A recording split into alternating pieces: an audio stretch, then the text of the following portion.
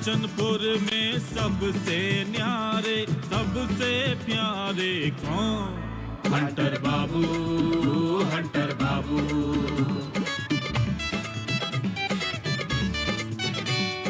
मुझे इनकी बोली वाणी है असरदार, लड़ना भिड़ना आदत इनकी, रगड़ मिटाना चाहत इनकी, अपने पे रखते काबू।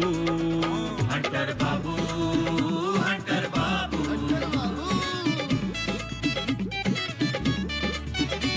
और करके आए थानेदारी, अब तो केवल खेती बाड़ी। जय जवान की, जय किसान की, अजब गजब का इनका जादू, लगे ठहाके खुल के हंसते। हंटर बाबू, हंटर बाबू, हंटर बाबू, हंटर बाबू।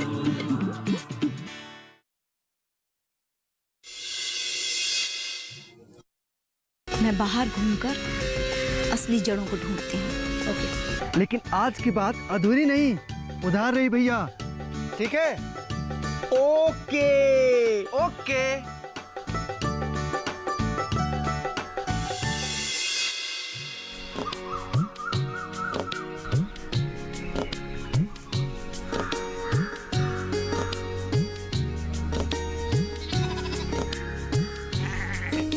एमएलए, कहीं जाना है क्या?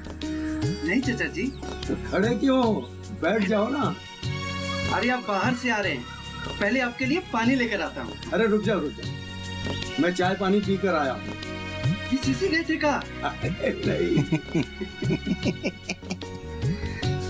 मैं ब्लॉक गया था, वहाँ मीटिंग थी ना। हमको भी जाना है। क्या काम है ब्लॉक में? चाचा जी ब्लॉक में नहीं, इसको सीमेंट लेने जाना है। हाँ तो जाकर ले आओ, और कुछ चाहिए तो बताओ। चाचा, राजनगर वाले दुकानदार को एक बार फोन कर दीजिए ना कि हम लोग सीमेंट लेने जा रहे हैं। अरे बेटा तुम जाओ तो सही, पहले भी तो जा चुके हो ना। लेकिन एक बार फोन कर देते तो अच्छा रहता। अरे अब फोन करने की कोई आवश्यकता नहीं है, तुम जाओ और उनकी दुकान से जो सामान चाहिए वो लेकर आ जाओ। ठीक। अगर जरूरत पड़ेगी तो वहाँ से फोन करवा देना। ठीक है। देखा कितना आसान उपाय है, लेकिन इसके दिमाग में घुसता ही नहीं है चाचा। प्रणाम चाची। खुश रहिए बेटा, खुश रहिए। यही बेटा सुनने के लिए हम अलीगढ़ में तरस गए थे चाची। अच्छा, आपने डमरू का प्रधानमंत्री आवास योजना में अप्लाई किया कि नहीं? हाँ चाची, वहीं से आ रहे हैं। बहुत अच्छी बात है। अच्छा है, एमएलए के साथ साथ डमरू का भी घर बन जाएगा। हाँ चाचा, बहुत दिनों बाद हम दोनों भाइयों को साथ रहने का मौका मिलेगा। एक बार तुम लोग का मकान बन जाए तो तुम्हें कहीं बाहर जाने की इच्छा ही नहीं होगी। फिर नया जीवन शुरू करो। जो भी लोग देखें दुनिया में तो तारीफ के बगैर रह ही नहीं सके। चाचा, अब हम लोग चले, राजनगर जाना है। अरे नहीं नहीं, ऐसे कैसे? बैठिए, आप लोग खाना खा के जाइएगा। कितना खिलाएंगी चाची, बचपन से आप खिलाने पे लगी हुई हैं। तो क्या हुआ बेटा? चाचा चाची, आप लोगों ने कभी हमें अपने माँ बाबू जी की कमी महसूस नहीं होने दी है। इतना कौन करता है दूसरे के लिए चाचा चाची। डमरू, तुम दूसरे नहीं हो बेटा, जैसे हमारे लिए अवतार है वैसे ही तुम हो। बस यही बात कभी कभी अकेले में सोचता हूँ तो रोने लगता हूँ। अगर आप नहीं होते तो हम दोनों को क्या होता? बैठे होते किसी फुटपाथ पर। बेटा तुम भी हमारे बच्चे हो। सिर्फ एक घर में पैदा होने से रिश्ते नहीं होते बेटा। शायद ईश्वर ने ये रिश्ता ऊपर से बनाकर भेजा होगा।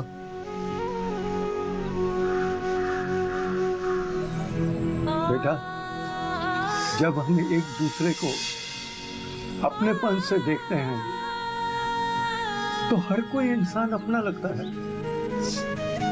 बस आप दोनों अपना आशीर्वाद बस हम दोनों पर यूं ही बनाए रखना चाचा जी, यूं ही बनाए रखना।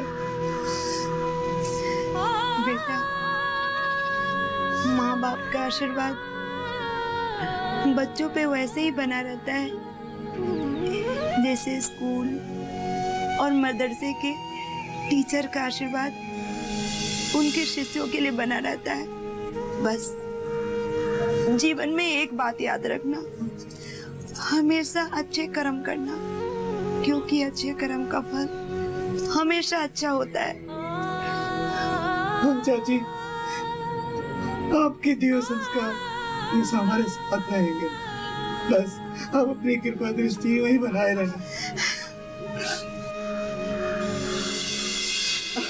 अरे आप तो इमोशनल कर दिए। डब्लू भैया चले। अच्छा चाची, प्रणाम। अरे खुश रहिए। खुश रहो बेटा। हाँ खुश रहिए।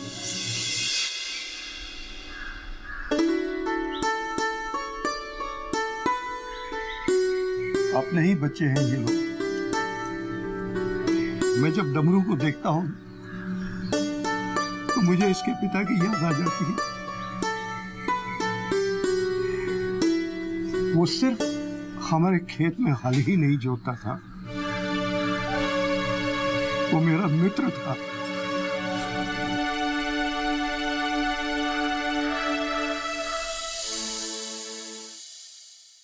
और आप भी सुनने के लिए तैयार हो जाओ। ईंट भट्टे का भट्टा बैठ गया है। क्या बकते हो?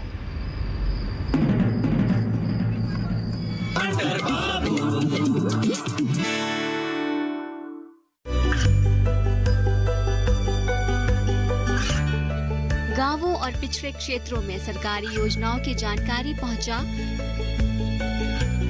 देश में कौशल और क्षमता विकास कर ग्रामीणों को सामाजिक बदलाव और विकास से जोड़ने की दूरदर्शन किसान की पहल चौपाल चर्चा देखें सोमवार से शुक्रवार सुबह 9 बजे।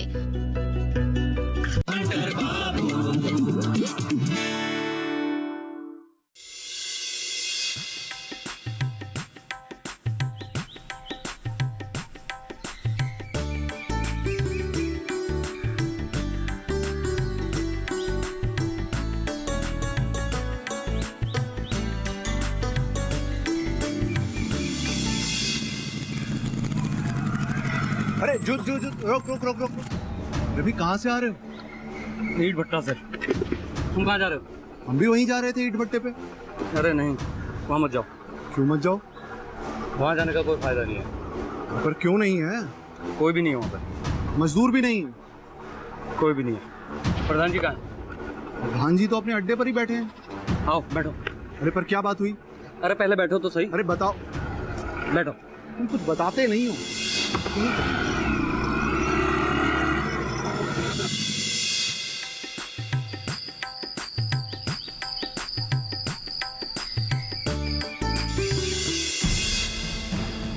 कहाँ मर गया ये?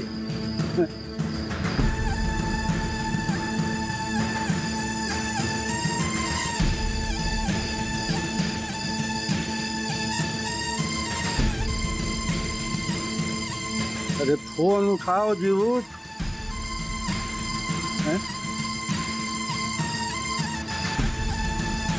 कब से रिंग हो रहा है, कभी नहीं उठा रहा है। पहले तो ऐसा कभी नहीं हुआ। रिंग हो और फोन न उठाए। कहीं जीवूत पर कोई संकट तो नहीं आ गया? प्रणाम प्रधान जी। अरे हम तुमको कई बार फोन लगाए हैं, तुम जवाब ही नहीं दे रहे हो कुछ। अरे प्रधान जी बाइक चला रहे थे तो पता ही नहीं चला। चलो ठीक है।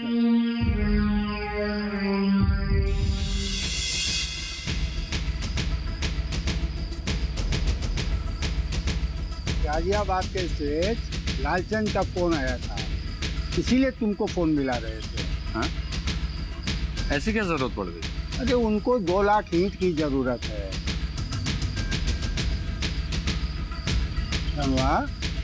तुम तो ईंट भट्टा जा रहे थे तो वापस क्यों आ गए? वो मैं तो जा ही रहा था, ये जूत मुझे वापस ले आया। अच्छा छोड़ो, जो भट्टे में ईंट की नई निकासी होने वाली है, उसमें से 2 लाख लालचंद जी को भिजवा दो। अरे कुछ बोलोगे कि मुंह लटकाए रहोगे? अब कोई निकासी नहीं हो पाएगी प्रधान जी। तुम हमें बताओगे कि निकासी नहीं होगी कि होगी? धनुआ, तुम ही बताओ, इसका दिमाग क्यों खराब हो गया है? धनुआ को भी क्या पता है प्रधान जी, और आप भी सुनने के लिए तैयार हो जाओ। ईंट भट्टे का भट्टा बैठ गया है। क्या बकते हो? ये देखो, क्या है ये? ये प्रदूषण नियंत्रण बोर्ड से आया है।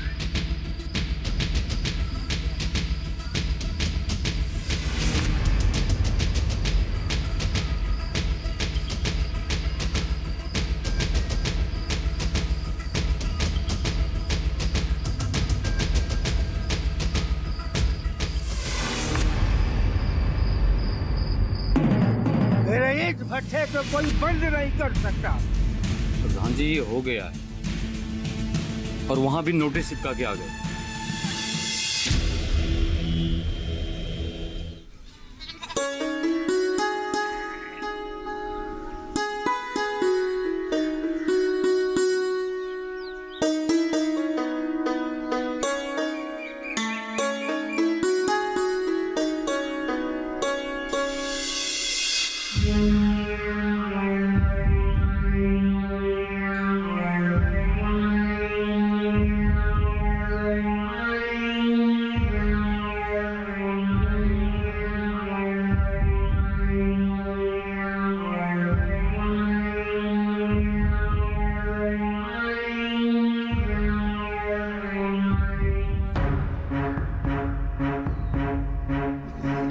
कैसे परेशान हो? ईंट भट्टा बंद हो गया है और तुम कह रहे हो कि बेकार में परेशान हो रहा हूं। अरे धनुआ, ये प्रधान जी के लिए ही नहीं, हम दोनों के लिए संकट काल है। तो परेशान होने से संकट काल खत्म हो जाएगा, है? खत्म नहीं होगा, जानता हूं मैं, लेकिन इतना सोचो, ईंट भट्टा में काम करने वाले मजदूर हमारी ताकत थे। हाँ, पर ये ताकत कम कैसे हो गई? अरे जब मजदूर ईंट भट्टे में काम ही नहीं करेंगे तो हमारे साथ कैसे रहेंगे? उन मजदूरों को पकड़ कर रखो, समझे? पकड़ के रखो। बिना सर पैर की बातें कर रहे हो धनुआ। ईंट भट्टा बंद हो गया है, मान लो। तुम परेशान मत हो। जो पैसा होता है ना, पैसा, इसमें बड़ी ताकत होती है। ये मजदूर कहीं नहीं जाएंगे, हमारे साथ ही रहेंगे, देखना। एक बात बताओ धनुआ, प्रधान जी की कंस्ट्रक्शन कंपनी है, तुम्हें पहले से पता था ना? हाँ, प्रधान जी की सारी बातें हर कोई नहीं जानता है। लेकिन मैं बोलो, कुछ बोलना चाह रहे हो? हम कुछ सोच रहे थे। क्या? हम अपने बारे में सोच रहे थे। क्या सोच रहे हो? यही कि प्रधान जी के लिए अब हम आम आदमी की तरह हो गए। देखो, जो ताकतवर लोग होते हैं ना, ये अपनी बातें छुपाने में बड़े माहिर होते हैं। ये अपनी बातें अपने घर में भी शेयर नहीं करते, समझे? लेकिन प्रधान जी को अभी ये नहीं भूलना चाहिए कि गांव वाले और पंचायत दोनों इनके खिलाफ हो गई। ये सब तो मुझ पर छोड़ो। किसी भी संकट को वो यूं चुटकियों में पलटना जानते हैं। चुटकियों में पलट देते हैं? क्या खाक पलट देते हैं? वो अदना सा छोटे लाल गांव में सीना तान के चल रहा है। अरे कब तक बचा कर रखेंगे ये गांव वाले उसको? हाँ भाई, हमारी समझ में अभी हमें इन लफड़ों में नहीं पड़ना चाहिए। इन सब मामलों में तुम अपनी समझ अपने पास रखो। अभी हम चलते हैं, हमें प्रधान जी के साथ गाजियाबाद जाना है इस काम से।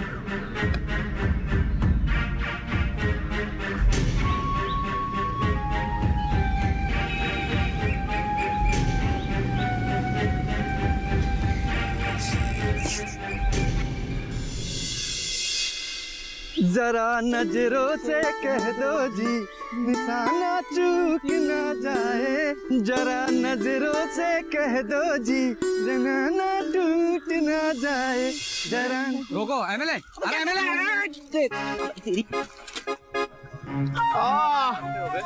वो मार दिया रे। भैया बहुत चोट तो नहीं लगी ना? नहीं, हम खुशी से जो है झूम रहे हैं, करहा रहे हैं। सॉरी डमरू भैया, तुमसे एक साइकिल ही समझ रही, सुख मिल गया ना हमको फिर आके। अरे इसमें हमारी गलती नहीं है, ये जीवत हमारे बीच में आ गया। अरे मैंने तो रुकने का भी इशारा किया था। वो साइकिल का ब्रेक कमजोर है। ब्रेक नहीं, तुम्हारा दिमाग कमजोर हो गया है। तुमको याद है ना बाबूजी क्या कहते थे? अब ऊपर क्या देख रहे हो? अरे बाबूजी कहते थे कि भले ही पैसे से कमजोर हो लेकिन दिमाग पहलवान की तरह होना चाहिए। कैसे हो डमरू भैया? देख ही रहे हो ना क्या हाल कर दिया इसने हमारा। अरे डमरू भैया, ये तो एमएलए साहब की बहुत पुरानी आदत है, किसी को भी गिरा के इन्हें बहुत सुख मिलता है। तुम बात को कहां से कहां ले जा रहे हो? हम दोनों भाई को लड़वाना चाहते हो क्या? जाने दो जाने दो, बहस करने का कोई फायदा नहीं है। अच्छा तुम बताओ, तुम्हारे क्या हाल है? सब ठीक है ना? हम ठीक नहीं है डमरू भैया। क्यों, तबीयत खराब है? हमारी तबीयत तो ठीक है लेकिन दिमाग बहुत खराब है। अरे तो भैया बड़ा घातक रोग है, जल्दी से इलाज करा लेंगे। और ऐसी बीमारी का इलाज एमएलए साहब जैसे लोगों के पास होता है। लो हम घर के ही हैं और हमें पता भी नहीं है कि डॉक्टर वर्ग रांची से आ भी गया। आप नहीं समझेंगे डबरू भैया, जीवित आजकल ऐसी ही बातें करता है। कैसी बातें? मतलब कैसी बातें? तुम फ्रस्ट्रेट हो गए हो। अगर हम गलत बोल रहे हो तो बताओ। वही तो बोल रहे हैं, हमारा दिमाग खराब हो गया। देखो तुम दिमाग का इलाज कराओ, दिमाग सही रहेगा तो सब ठीक है। अरे डमरू भैया, अपने भाई से पूछिए, अब तो खुश है। ऐसे देखने से क्या होगा? अरे भैया, एमएलए की खुशी का एक विशेष कारण है। यार तुम दोनों ने हमारा दिमाग खराब कर दिया है। अब एमएलए की खुशी का राज क्या है भैया? बको, जो भी बकना है बको। ईट भट्टा बंद हो गया है, आप तो मिल गए ना कलेजे को ठंडक। ईट भट्टा तुम्हारा नहीं है, प्रधान जी की संपत्ति को अपना समझ रहे हो। हाँ है मेरी संपत्ति है, वही बोलता हूँ मैं।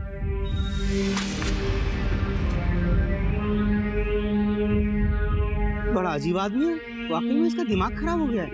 अरे छोड़िए ना भैया, चलिए राजमिस्त्री के पास चलना है। आइए बैठिए। हाँ चलो बैठिए। अरे अरे रुको ना यार, भागे जा रहे हो। अरे बैठिए ना, दिमाग मत खराब कीजिए, चलो।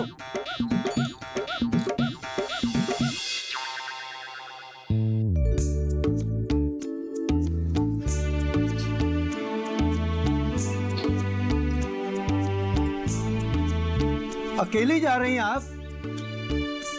क्यों, हम अकेले नहीं जा सकते हैं क्या? अरे मखनी जी, हमारा कहने का मतलब ये तो नहीं था। पर आपका पूछने का सेंस तो ऐसा ही था। हमारा कहने का मतलब ये था कि हम भी आपके साथ चलते हैं। एक बार पीछे पलट के तो देखिए।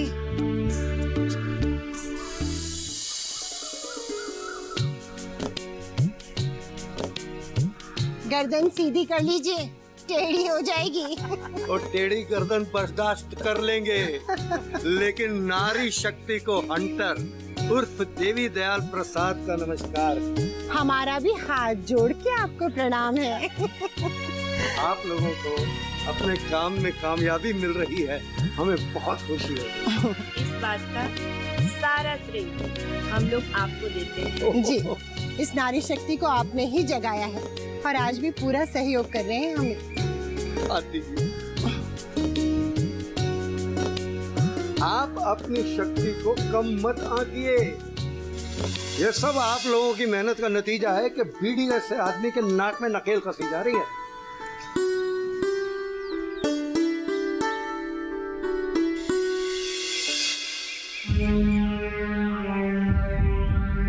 आपका उत्साह अचानक कम कैसे हो गया? कोई नई बात हुई है क्या? नहीं, कोई नई बात नहीं हुई है। हाँ।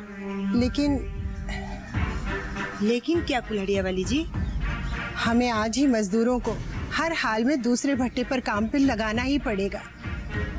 रोज का कमाने खाने वाले अगर एक दिन भी बेरोजगार बैठे तो उन्हें बहुत मुश्किलों का सामना करना पड़ता है। बात यह है कि किसी भी काम को शुरू करने से पहले छोटा मन नहीं करना चाहिए। लेकिन उनके लिए मन का दुखना तो स्वाभाविक है ना।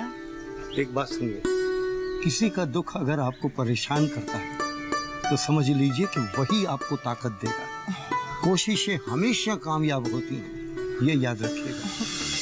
चलिए, अब देर करना ठीक नहीं है।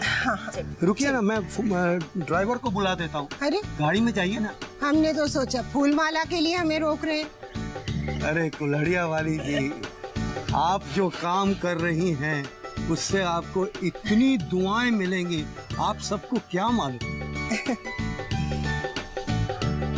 किसको फोन कर रहे हैं? ड्राइवर को। अरे 4 किलोमीटर ही तो जाना, हम रिक्शा ले लेंगे। हाँ। चलो चलो चलो चलो। अच्छा, ध्यान से जाइएगा। हाँ हाँ।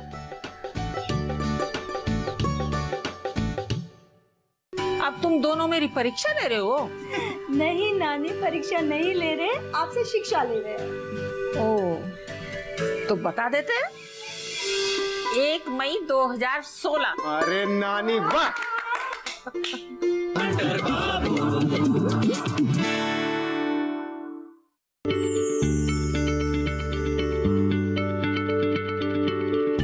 क्या आप किसी बीमारी से परेशान हैं? चाहते हैं डॉक्टर की सलाह? तो हम हैं आपके साथ।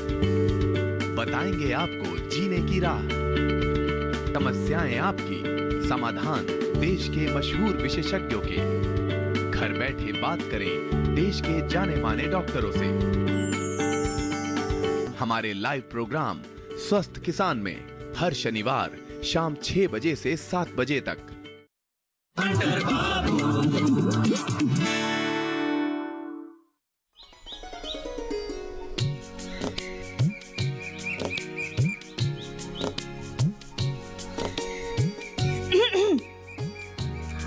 नानी, क्या सब लोग बिजी हैं आज? अब तक क्या पढ़ रहे हो? भारत सरकार की योजनाओं के बारे में पढ़ रहा हूँ। प्रधानमंत्री उज्ज्वला योजना की सफलता से तो मैं आश्चर्य में हूँ। तब तो ये भी पता होगा कि ये योजना कहाँ शुरू हुई थी। हाँ, ये लो अभी बताता हूँ। अरे तुम क्या बताओगे बेटा, हम बता। पक्का? ठीक, बताइए ना। तुम इस तरह से क्यों देख रहे हो मुझे? वो हम दोनों ये सोच रहे हैं कि हमने आपसे जनरल स्टडी क्यों नहीं पढ़ी। है ना? अरे उस दिन हम उत्तर प्रदेश के राज्य बलिया में गए थे। अच्छा। और वहीं से ये योजना शुरू हुई। सही जवाब नानी। अच्छा तो तारीख भी बता दीजिए। क्यों? अब तुम दोनों मेरी परीक्षा ले रहे हो? नहीं नानी, परीक्षा नहीं ले रहे, आपसे शिक्षा ले रहे हैं। ओ, तो बता देते हैं। 1 मई 2016। अरे नानी वाह। पर नानी, आपको ये तारीख कैसे याद है? अरे वो 1 मई को ना, हाँ, हम वाराणसी से बलिया गए थे और हमारी बहन की उस दिन 50वीं वर्षगांठ थी। तो हम सब मिलकर मजाक कर रहे थे कि प्रधानमंत्री जी ने तो देश की सब महिलाओं को उपहार दे दिया तुम्हारी 50वीं वर्षगांठ पर। और तब से वो दिन नानी के जीवन का ऐतिहासिक दिन बन गया, है नानी? तब तो फिर नानी की शादी की वर्षगांठ और उज्ज्वला योजना का जन्मदिन एक साथ ही सेलिब्रेट होना चाहिए। तो और क्या? तो इससे तुम्हारा क्या? हमारा, हम उसी दिन सब लोग बलिया जाएंगे और खूब मस्ती करेंगे। हाँ मैडम, मस्ती ना बाद में कर लेना, पहले इस चीज की तैयारी कर लो और एग्जाम हॉल में बैठ के लिख लो। तैयारी मस्ती करेंगे। अरे लिखने लिखाने की बात तो ये है कि उज्ज्वला योजना से गरीबी रेखा के नीचे जीवन यापन करने वाले करोड़ों लोगों को इससे फायदा हुआ है।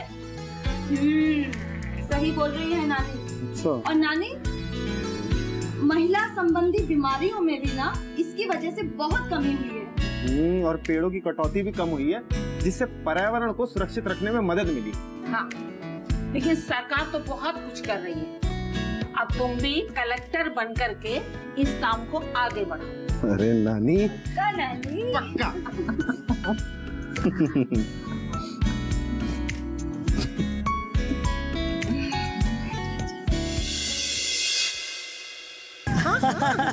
बिल्कुल। अवतार, हाँ पापा, कभी मेरे पास भी बैठ जाया करो। हाँ जी हाँ जी।